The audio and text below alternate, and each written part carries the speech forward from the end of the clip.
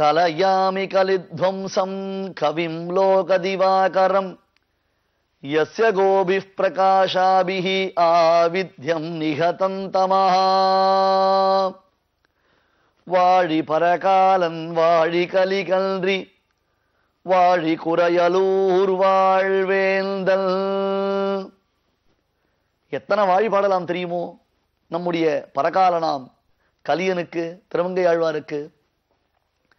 இவர் லோகதிவாகரர், கவிகளில் சிரேஷ்டதமர், கவிகளில் மிகச்சிறந்தவர், எதையும் பாடக்கூடிய வல்லமை பெற்றவராக திகழ்ந்தார். எம்பெருமானிடமிருந்தே திருமந்திரார்த்தத்தை உபதேசம் பெற்றவர். வையமெல்லாம் மறைவிளங்க வாழ்வேல் ஏந்தும் மங்கையர்கோன் என்று இவர்கள் மகிழ்ந்து பாடும் என்பார் சுவாமி வேதாந்த தேசிகன்.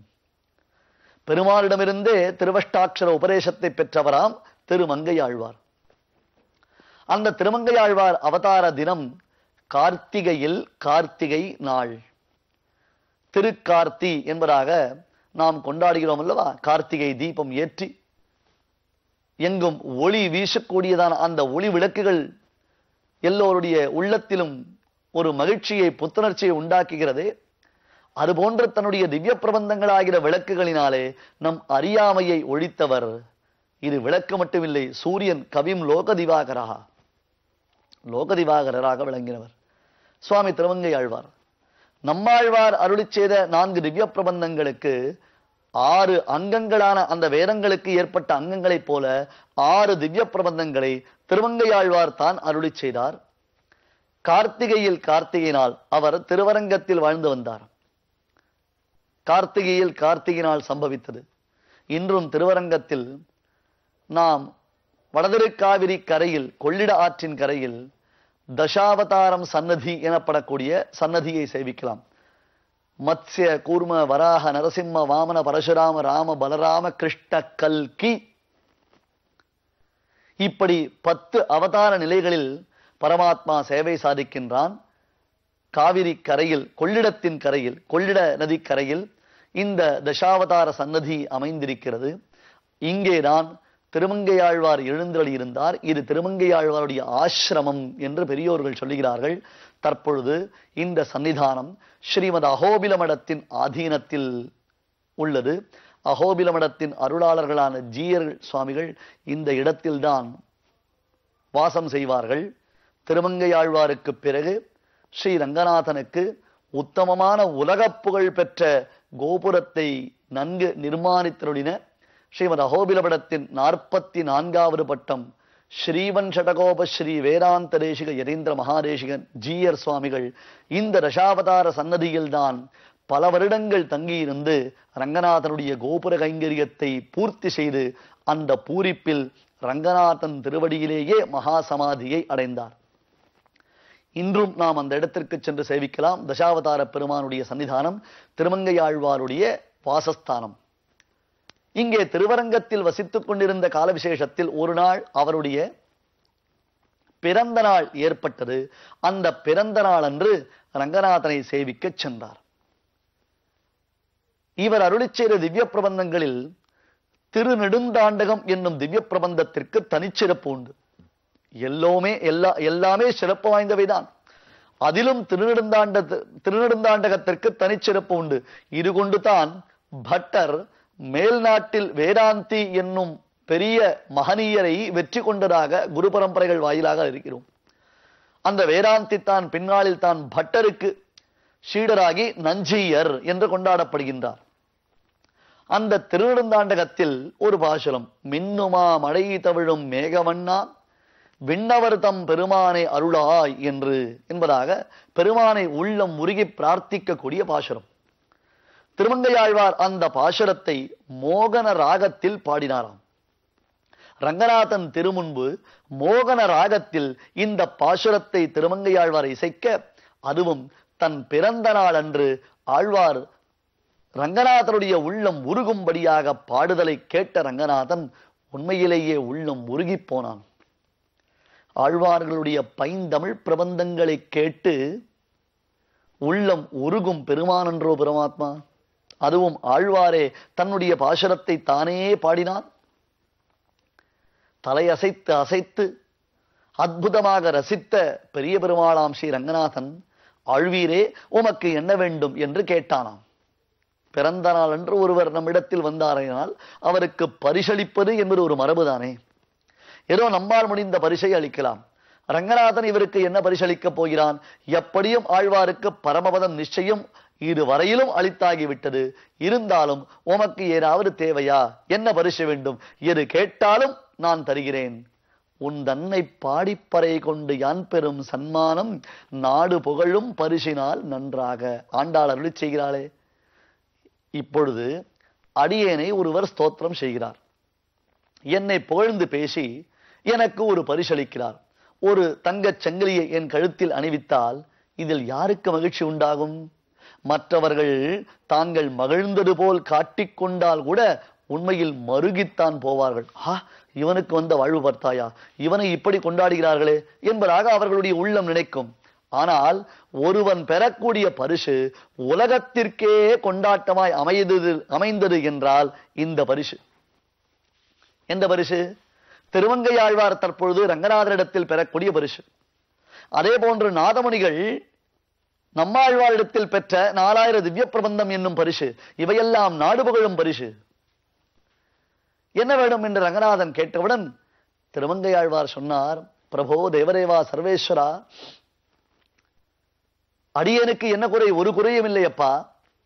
ஆனால் எங்கள் ஆழ்வாரின் திவ்ய பிரபந்தங்களுக்கு வேதசாமியத்தை தந்துருள வேண்டும். ஆம், நம்மாழ்வாருடைய திவ்ய ஸ்ரீசுக்திகளுக்கு வேதம் சமமானது, வேதத்திற்கு சமமானது என்னும் பெருமையை தாங்கள் தந்துருள வேண்டும் என்று பிரார்த்தித்தாராம். என்ன மனசு பாருங்களேன்! எந்த அளவிற்கு ஆச்சாரிய பிரதிபத்தி அந்த திருமங்கை ஆழ்வாருக்கு. உடனே ரங்கநாதன், தந்தோம். இது என்ன பிரமாதம்? நம் ஆழ்வாரிடத்தில் நமக்கு இல்லாத பிரேமையா என்ன? கட்டாயம். என்ன கேட்கிறாய்? உனக்கு ஆழ்வாருடைய திவ்ய பிரபந்தங்களுக்கு வேதசாமியத்தை அருள வேண்டும் அல்லவா? இதோ நாம் எழுதி கொடுத்த திருமுகப்பட்டயம். திருமுகப்பட்டயம் என்றால் ஆர்டர்.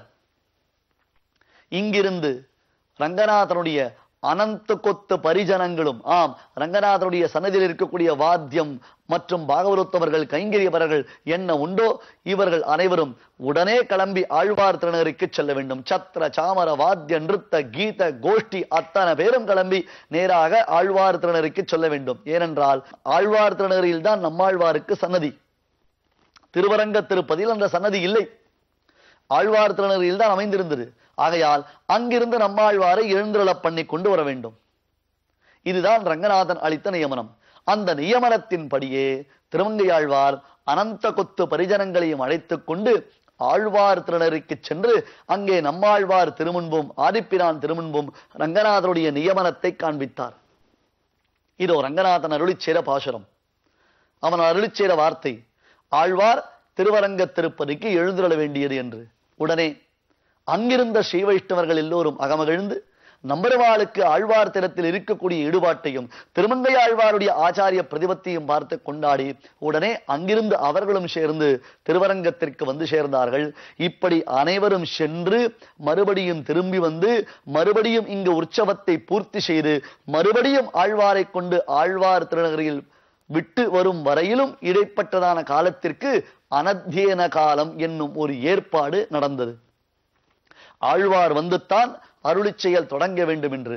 அதன்படியே ஆழ்வார் திருவரங்கத்திற்கு வர பகல் 10 இராப்பத்து என்பதாக இந்த உற்சவம் அதி விலட்சணமான ஒரு வைகரியில் நடைபெற்று கடைசியில் ஆழ்வாருடைய திவ்ய பிரபந்தத்திற்கு வேதசாமியத்தை பெருமாள் அருளி செய்தான், அனுகிரகம் செய்தான். நம்மாழ்வார் திருவடி தொழும் வைபவம் என்பதை இன்றளவும் நாம் திருக்கோயில்களில் கொண்டாடி வருகிறோம். அவசியம் நம்முடைய வாழ்க்கையில் சேவிக்க வேண்டிய உயர்ந்த உற்சவம் இது. நம்மாழ்வாருடைய திருவடி தொழல் என்றால் அவர் ரங்கநாதன் திருவடியில் தலை சாய்த்து பரமபர பிராப்தியை அனுபவிக்கக்கூடிய அந்த காட்சி. அதன் பின்னர் நம்மை போன்ற ரசிகர்கள் நன்கு ரசிக்க வேண்டும், அனுபவிக்க வேண்டும் என்பதற்காக ஆழ்வாரை மறுபடியும் பிரார்த்தித்து அவரை அர்ச்சா விக்கிரகனை எழுந்தருள பண்ணுகிறோம். இப்படியாக பகல் 10 இராப்பத்து என்று அத்தியன உற்சவம் மார்கழி மாசத்தில் நடைபெற இங்கே ஆழ்வாருடைய திவ்ய பிரபந்தங்களுக்கு வேதசாமியத்தை தந்தவன் பெரிய பெருமாள் மற்றும் திருமங்கை ஆழ்வாருடைய பிரார்த்தனைக்கு இணங்க ஆழ்வாரையும் தந்தருள மீண்டும் ஆழ்வார் அங்கே ஆழ்வார் திருநகரியில் ஸ்தாபிக்கப்படுவார். இப்படியாக வருடந்தோறும் நடைபெற்ற உற்சவம் காலத்தின் கோலாகலத்தினால் தடையுற்றதே என்பதை அங்கிருந்த பெரியோர்கள் நாதமுனிகள் திறத்தில் விண்ணப்பிக்க, உடனே நாதமுனிகள் இதற்காகத்தான் பிரயத்தனம் செய்ய வேண்டும், இதுவும் எம்பெருமானுடைய இன்னருள் என்று நினைத்துக் கொண்டு இதுகாரம் நின்று போயிருந்த அத்தியன உற்சவத்தை தான் மேலும் ஆரம்பித்து தொடங்கி வைத்தார். இதோ ஸ்ரீரங்க திருப்பதி மட்டுமில்லாமல் எல்லா திவ்யதேசங்களிலும் பகல் 10 இரா 10 என்று மார்கழி மாதத்தில் நாம் கொண்டாடி வருகிறோமே, அத்தியன உற்சவம் கொண்டாடி வருகிறோமே. ஆங்காங்கு பரமபத வாசல் திறக்கப்பட்டு பெருமான் எழுந்தருளுகிறானே. அனைத்து திவ்யதேசங்களிலும் அதிவிலட்சணமாக தமிழ் பாசுரங்கள் சேவாகாலம் செய்யப்படுகின்றனவே. இதெல்லாம் நாதமுனிகள் செய்த மாபெரும் சாதனை என்றோ? இல்லையென்றால் திவ்ய பிரபந்தத்தின் பிரபாவத்தை நம்மை போன்ற சாமானியர்கள் அறிந்திருக்க முடியுமா? அதே போன்று இந்த திவ்ய பிரபந்தத்தை தான் பெறுவதற்கு எல்லா விதத்திலும் காரணமாய் அமைந்திருந்த திரு குடந்தை ஆறாவமுதன் சன்னிதானத்திற்கு சென்று ஆறாவமுத ஆழ்வானை மங்களாசாசனம் செய்து அங்கே பெருமானுடைய உற்சவம் நடைபெறுவதினாலே மார்கழி மாதம் 1 தேதியிலிருந்து அத்தியன உற்சவத்தை ஆரம்பித்து பகல் 10 இரா 10 என்பதாக இந்த 2 உற்சவங்களும் மார்கழி 1 தேதியிலிருந்து தொடங்கும்படியான ஒரு ஏற்பாட்டையும் நாதமுனிகள் செய்து வைத்ததாக நாம் குரு பரம்பரைகள் வாயிலாக அறிகிறோம். தாளம் வழங்கி தமிழ்மறை இன்னிசை தந்தவள்ளலாக மட்டுமில்லாமல் நின்று போயிருந்த அத்தியன உற்சவத்தை திருமங்கையாழ்வார் திருவுள்ளத்தின்படியாக மறுபடியும் ஸ்தாபித்தருளின பெருமை நாதமுனிகளைத்தான் சாரும். ஆகையால் நாம் ஆங்காங்கு சென்று பரமபதவாசல் வழியாக பெருமான் புறப்பாடு கண்டருளும் அந்த அத்தியன உற்சவத்தை சேவிக்கும் பொழுதெல்லாம் நெஞ்சார நாதமுனிகளை நினைத்துக் கொள்ள வேண்டும். நெஞ்சார அந்த நாதமுனிகளை நெடுஞ்சான்கடையாக விழுந்து வணங்க வேண்டும். அதுதான் அவருக்கு நாம் செய்யக்கூடிய ஒரு கைமாறு. அத்தகைய நாதமுனிகள் தன் சிஷ்யர்களுக்கு ஸ்ரீ வைஷ்ணவ சம்பிரதாயமாகிற பெரும் செல்வத்தை அளித்துள்ளார். அதையும் நாம் தொடர்ந்து பார்க்க போகிறோம். அக்டோபர்